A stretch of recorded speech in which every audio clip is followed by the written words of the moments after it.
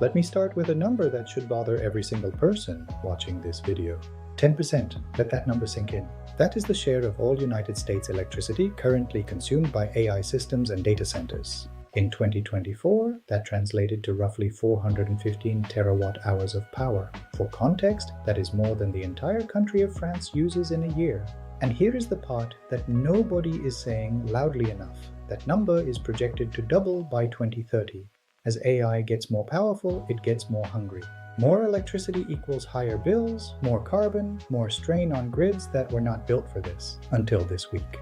Because researchers just published a proof that everything we assumed about this trade-off might be completely wrong. Stick with me, because what Tufts University just built could be the most important AI story of the year.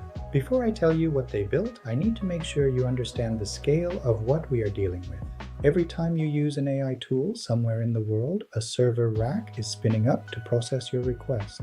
Those server racks run hot, they need cooling, they need enormous amounts of power, and they run 24 hours a day. A single AI summary at the top of a Google search can consume 100 times more energy than the traditional list of blue links. Multiply that by the billions of AI queries happening every day. The math leads somewhere very uncomfortable very fast. The companies building AI know this. Microsoft, Google, Amazon, they are all in crisis mode about energy.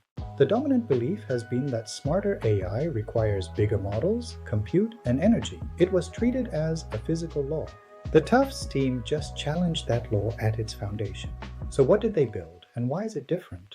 The system is called Neurosymbolic AI. Current models like ChatGPT work by pattern matching at enormous scale. They ask, what pattern most closely matches this? This is impressively well, but inherently wasteful. It is like using a supercomputer to solve a crossword puzzle. Symbolic reasoning works differently. It uses explicit rules and logic. It is much closer to how humans actually think. Neurosymbolic AI combines both. Neural networks for learning, symbolic reasoning for applying logic. The result is a system that can handle new situations using rules instead of brute force. The numbers are genuinely astonishing. Here is what the Tufts team actually measured, and I want you to hear every one of these numbers clearly. Training time. Standard models required more than 36 hours. The neurosymbolic system learned it in 34 minutes. Training energy. The neurosymbolic model used just 1% of the energy consumed by conventional models. 1%. Operating energy. During actual use, the new system ran on 5% of the power required by standard approaches. Then there is the accuracy comparison. The researchers used the Tower of Hanoi puzzle, a classic logic problem, as their benchmark. Standard AI models, 34% success rate. The neurosymbolic system, 95%. Then they gave both systems a version they had never seen before. Standard models, 0% success. They failed every attempt. The neurosymbolic system still achieved 78%. This is not an incremental improvement. It is a different category. Now, I want to be genuinely honest with you here, because I think breathless AI coverage does more harm than good. This is a proof of concept. The Tufts team tested their system on specific robotics tasks. Structured, rule-based problems. Large language models do things that neurosymbolic systems currently cannot, creative tasks and nuanced language.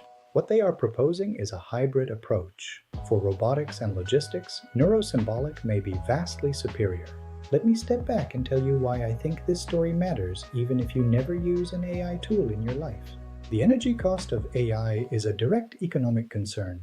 When data centers compete with hospitals and homes for power, it affects everyone. The AI industry has been building a skyscraper on a foundation that assumes limitless energy. That assumption is cracking. What Tufts published is proof that the foundation can be redesigned. Intelligence and efficiency are not opposites. If the industry pivots toward efficiency-first architectures, it changes the economics of AI completely. Smaller companies can compete.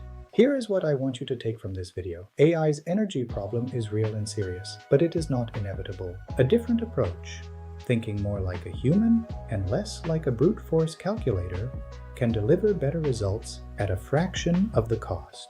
The question now is whether the industry will actually listen. I want to know what you think. Will they pivot or keep building bigger? If you want to follow the AI stories that actually matter, subscribe, and I will see you in the next one.